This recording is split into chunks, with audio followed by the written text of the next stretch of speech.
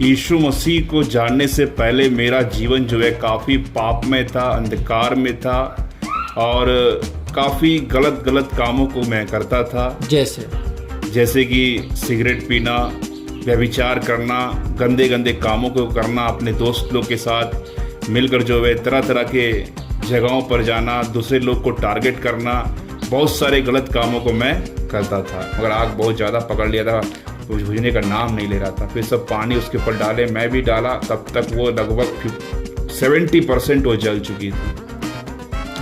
उस समय मैं पूरी तरह से टूट गया।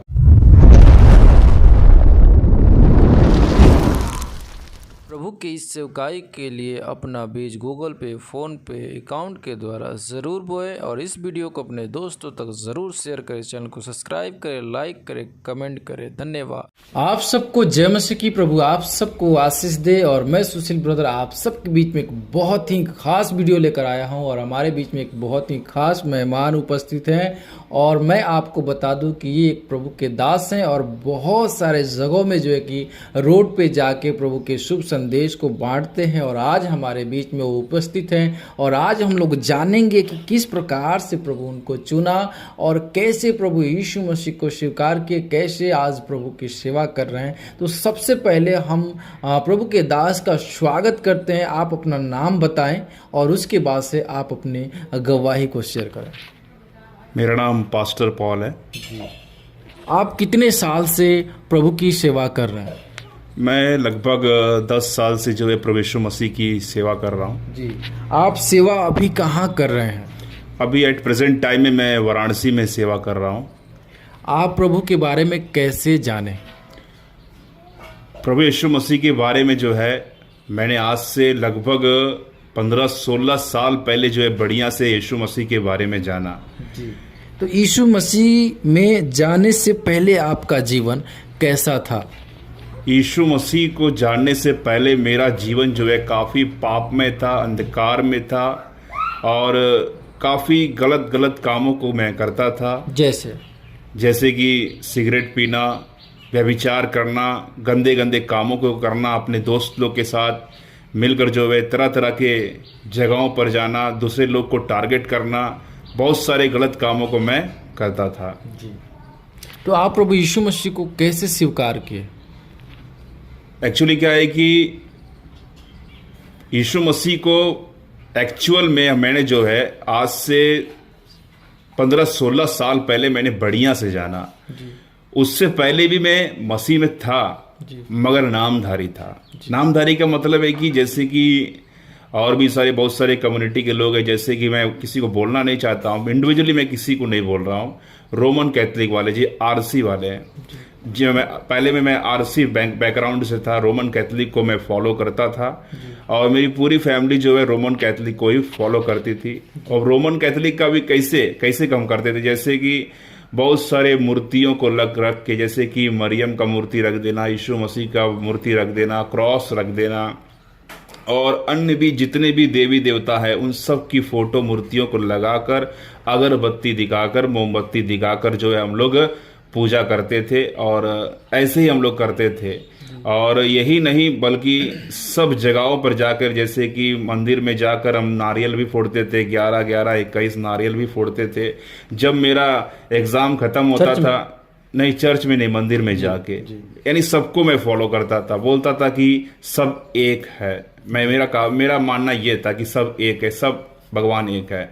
मगर नारियल को जाकर मैं 11-11 नारियल, 21-21 नारियल में फोड़ता था। और ये उस समय फोड़ता था जब मेरा रिजल्ट आउट होने वाला रहता था एग्ज़ाम का।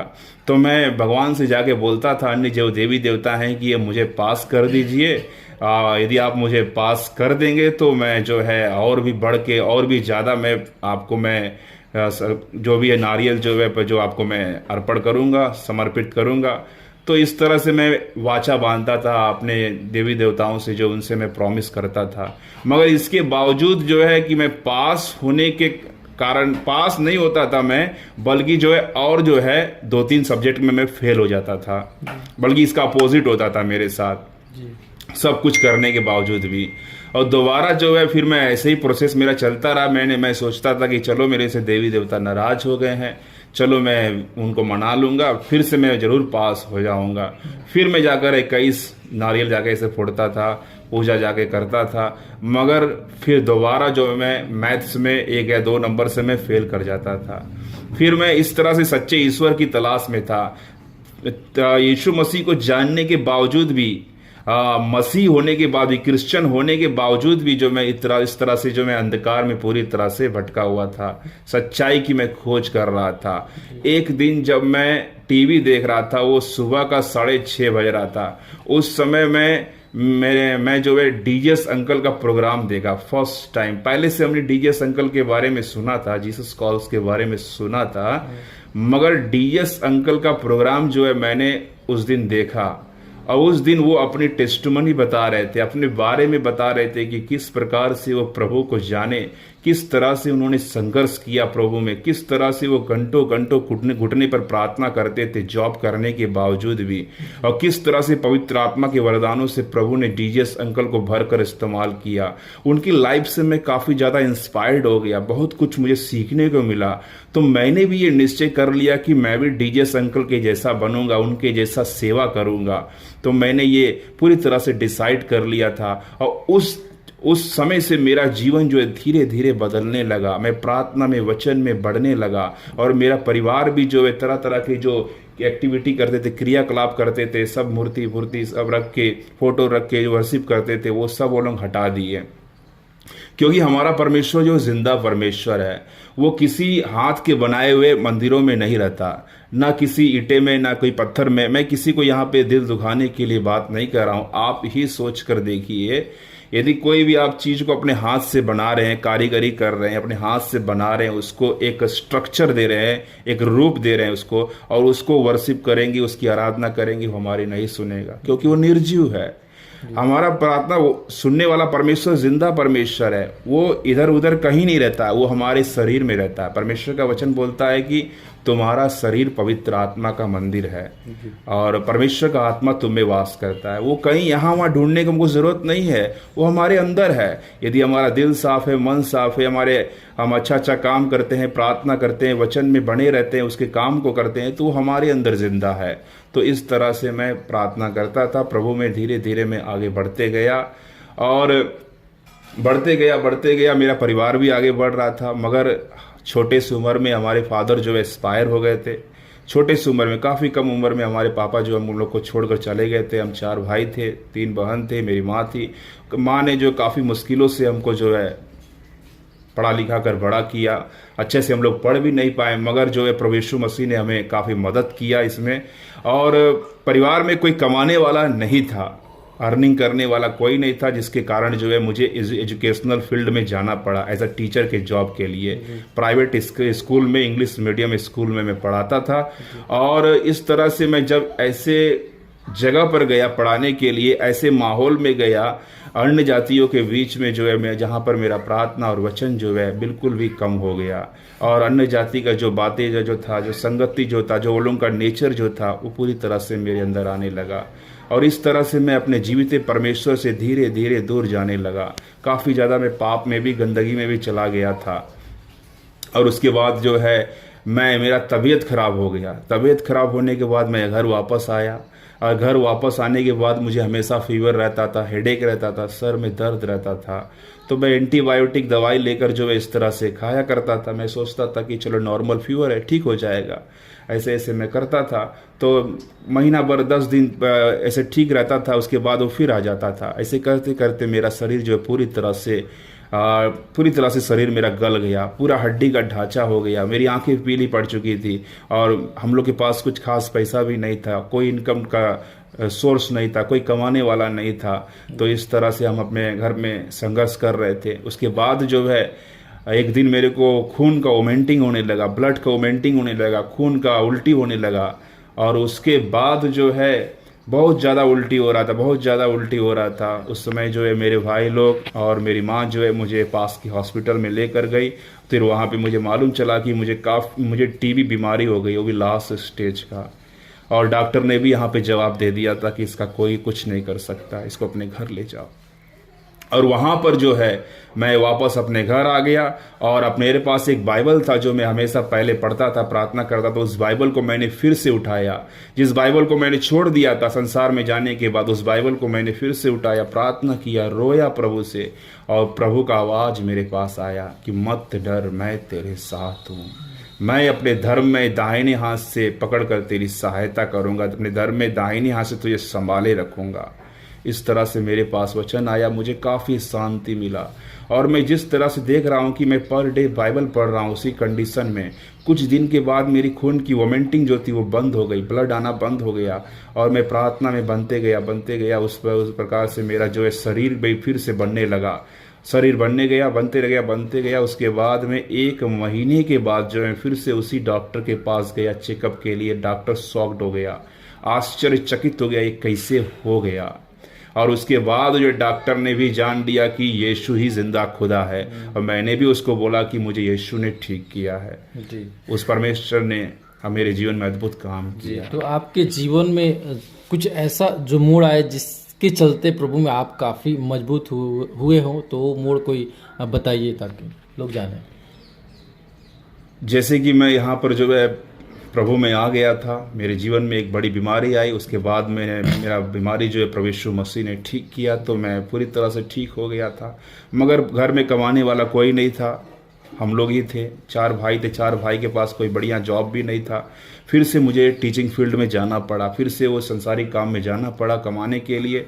फिर से मैं ऐसे माहौल में गया कमाने के लिए, और उसके बाद जो है फिर से मैं संसार में ही चला गया था लगभग। मगर मैंने अपनी प्रार्थना दुआ नहीं छोड़ी थी।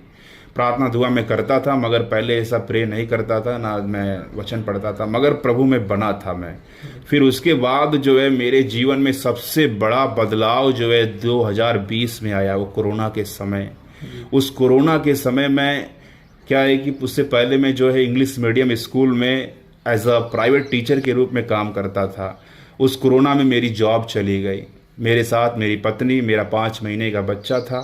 और उसके बाद जो है उस स्कूल के मालिक ने जो पहले वो किराया दे रहा था, रूम का रेंट दे रहा था, फूड का पैसा दे रहा था, वो सब देना धीरे धीरे वो बंद कर दिया। मेरी हालत बद से बदतर हो गई उस समय, और मैं समझ नहीं पा रहा था कि प्रभु से क्या करूं। मेरा भी तबीयत खराब हो गया था। मेरा बच्चा जो है दूध की जगह पे जो चावल का पानी पीता था, माड़ पीता था। मैं इतना संघर्ष कर रहा था उस समय, और पार्लेजी बिस्कुट घोल के उसको मैं पिलाता था, उसका पेट फूल जाता था, वो उल्टियाँ करने लगता था। तो इस समय मैं बहुत निराश हो गया था, काफ़ी मैं रो रहा था प्रभु से, प्रभु मुझे बचाइए, मेरे बच्चे को बचाइए, किसी तरह से कुछ ना कुछ करिए।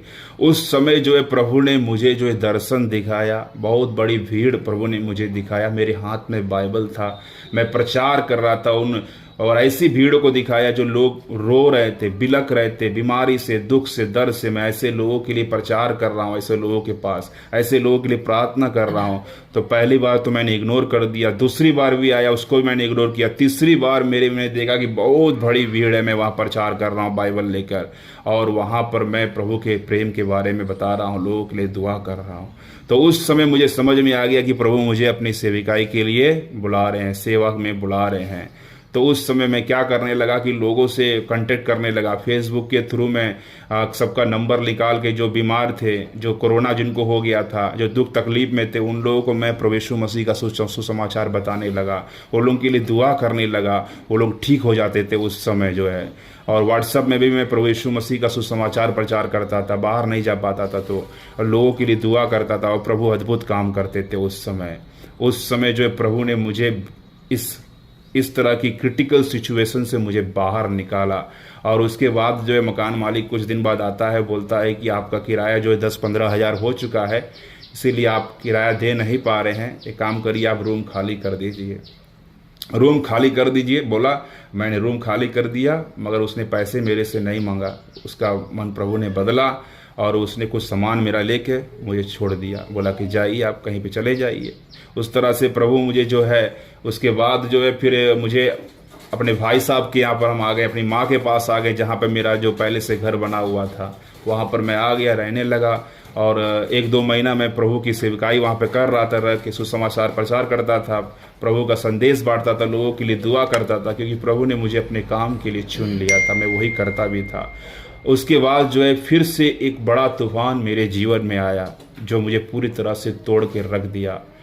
तो क्या हुआ कि वो दिसंबर का महीना था, 2020 दिसंबर का महीना था, और उस समय जो है मैं अपने रूम में प्रार्थना कर रहा था, अपने परमेश्वर से बात कर रहा था।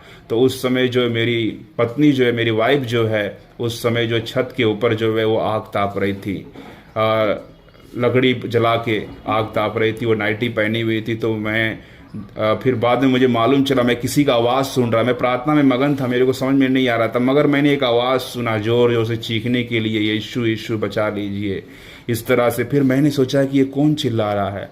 फिर मुझे बाद में एहसास हुआ है कि मेरी पत्नी का आवाज़ है। उसके बाद मैं अपने प्रार्थना के मेरे रूम में से मैं खोल कर जो है उसके पास दौड़ा, छत पर गया, बाल्टी पानी डाला, मेरे घर वाले भी डाल रहे थे, मगर आग बहुत ज़्यादा पकड़ लिया था, बुझने का नाम नहीं ले रहा था। फिर सब पानी उसके ऊपर डाले, मैं भी डाला, तब तक वो लगभग 70% वो जल चुकी थी। उस समय मैं पूरी तरह से टूट गया। मेरे पास कोई और ऑप्शन नहीं था कि मैं क्या करूं। मेरे पास उतनी आमदनी भी, पैसे भी नहीं थे। पूरी तरह से मैं टूटा हुआ था। और उस समय मैं अपनी पत्नी को लेकर गया हॉस्पिटल में, प्राइवेट हॉस्पिटल में। वहाँ बहुत ज़्यादा डिमांड भी कर रहा था पैसे का, और वो बोल दिया था कि इसका हम लोग कुछ नहीं कर पाएंगे, ले जाओ। उसके बाद मुझे किसी ने जो है बताया कि बगल में सरकारी हॉस्पिटल है, गवर्नमेंट हॉस्पिटल है, वहाँ पर ले जाओ, शायद वहाँ कुछ हो जाए। फिर मैं वहाँ पर लेकर इसे गया इसी कंडीशन में। तो वहाँ पर जो है मेरी पत्नी को जो है एडमिट तो सब कर लिए, मगर कोई भी डॉक्टर, कोई भी नर्स जो है इसको छूती नहीं थी, क्योंकि इतना डर्टी स्मेल आता था ना, कोई भी पास नहीं आता था, कोई भी छूता नहीं था, बस इंजेक्शन लगा के दूर से ही चले जाते थे। मगर उस कंडीशन में मैंने प्रार्थना करना नहीं छोड़ा। मैं इसके सामने घुटने टेक कर जो अपनी पत्नी के सामने प्रार्थना करता था कि प्रभु इससे बचा लीजिए आप।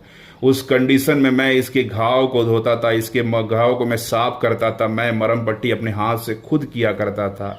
पर फिर किसी ने ये जान लिया कि मैं तकलीफ में हूँ। किसी विश्वासी भाई को मालूम चला फेसबुक के थ्रू, तो उसने इस बात को जो है और लोगों के साथ शेयर किया। फिर उस भाई के द्वारा प्रभु ने मेरी मदद किया इसके इलाज के लिए, और उसके बाद भी जो है इसका इलाज नहीं हो पा रहा था। उसके बाद जो है मैं इसे 10-15 दिन अकेले इसको लेकर था, अपने परिवार से भी दूर आ चुका था, और इसके परिवार भी दूर थे। मेरे साथ कोई नहीं था सिवाय मेरे प्रभु यीशु मसीह के।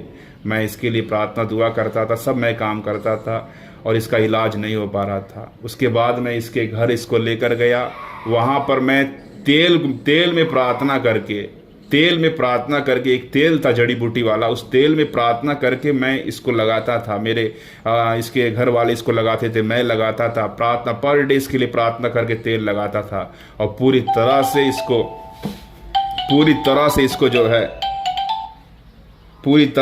इसको चंगाई मिल गई। पूरी तरह से ये जो है ठीक हो गई।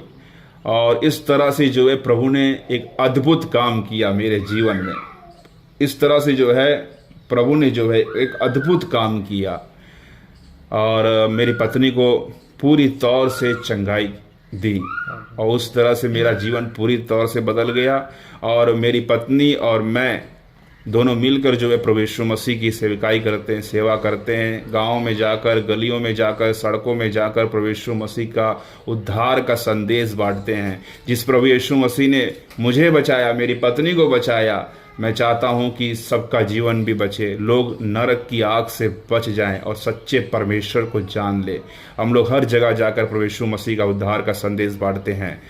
हाँ, बहुत जगह जाके, भारत के हर एक जगह पर हम लोग जाने का कोशिश करते हैं, और प्रभु हमें अपने महिमा के लिए बहुतायात से इस्तेमाल भी कर रहे हैं। जी दोस्तों, आप लोगों ने देखा किस प्रकार से जो है कि प्रभु के दास अपने टेस्टमनी को दिए, और ये बहुत जगह जाकर जो है कि रोड पे जाके प्रभु के शुभ संदेश को बांटना, उन लोग से मिलना, उन लोग के लिए प्रार्थना करना, कई जगह में जो कि इन लोग किए हैं और करते हैं और करते रहेंगे। और इनका वीडियो आप देख सकते हैं, इन स्क्रीन पे जो है कि चल रहा है, और इनका खुद का एक चैनल भी है, मैं आपको जो है कि डिस्क्रिप्शन में दे दूंगा, आप जाकर वहाँ से चेक कीजिए और देखिए कि किस प्रकार से जो इन लोग की सेवकाई है, और इनकी सेवकाई से आप लोग बहुत कुछ सीखेंगे। और मैं आप लोगों से कहना चाहता हूं, अगर आप लोग इस वीडियो को पूरा देखें तो आप लोगों का क्या राय है इस वीडियो के संबंधित, अपना राय ज़रूर कमेंट बॉक्स में लिखिए। और आप जो लोग भी देख रहे हैं उन लोगों को क्या आप एक कोई संदेश देना चाहते हैं, 2 शब्द में बताएं। मैं जितने भी यहाँ पे इस चैनल को देख रहे हैं, मैं उन सब से एक ही बात मैं बोलना चाहता हूँ। देखिए, जो ईश्वर आपकी प्रार्थना सुनता है, जो आपकी सुनेगा, आप उसी की सुनिए। और देखिए, संसार में जो है लोग अंधकार में चल रहे हैं, भटक रहे हैं, पाप करते हैं, गंदगी भरा जीवन जीते हैं और उसके बाद उनका अंत हो जाता है। इंसान का जीवन का क्या 60 साल 70 साल, बल के कारण 80 भी हो जाता है। उसके बाद इंसान का मृत्यु हो जाता है। उसके शरीर में आत्मा है, उस आत्मा का क्या होगा? मगर बाइबल का वचन बताता है कि मार्ग, सत्य और जीवन मैं ही हूँ, मतलब यीशु ही है। और बिना यीशु के बिना कोई भी पिता के पास अर्थात स्वर्ग नहीं जा सकता। तो आप उस आत्मा का फिक्र कीजिए, जो मरने के बाद भी आपके शरीर में से जो आत्मा निकलेगा उसका भी न्याय होगा, वो भी स्वर्ग नरक जाएगा। यदि आप यीशु मसीह पर विश्वास करेंगे, आप और आपका पूरा घराना बचाया जाएगा। मैंने विश्वास किया यीशु मसीह पर, यीशु ने मुझे बीमारी से बचाया, दुख तकलीफ से, इतनी बड़ी तकलीफों से, पहाड़ मेरे पर टूट गया था मगर यीशु ने मुझे बचा लिया। तो चाहे आप किसी भी धर्म के हों, किसी भी समुदाय के हों, इससे कोई फर्क नहीं पड़ता। चाहे किसी भी आप बैकग्राउंड से क्यों ना आते हों, आप एक बार जो है यीशु मसीह पर विश्वास करिए, उनसे प्रार्थना करिए। आपके जीवन में किसी भी प्रकार का दुख हो, तकलीफ हो, बीमारी हो, आप यीशु के पास आइए, आपको जरूर छुटकारा मिलेगा। तो दोस्तों, आप लोगों को क्या कहना है आप लोग ज़रूर कमेंट बॉक्स में अपना राय लिखिए और हम लोग फिर मिलते हैं एक नए वीडियो में। तब तक आप सबको जय मसीह। प्रभु की इस सेवकाई के लिए अपना बीज गूगल पे, फ़ोन पे अकाउंट के द्वारा ज़रूर बोएं और इस वीडियो को अपने दोस्तों तक ज़रूर शेयर करें। चैनल को सब्सक्राइब करें, लाइक करें, कमेंट करें। धन्यवाद।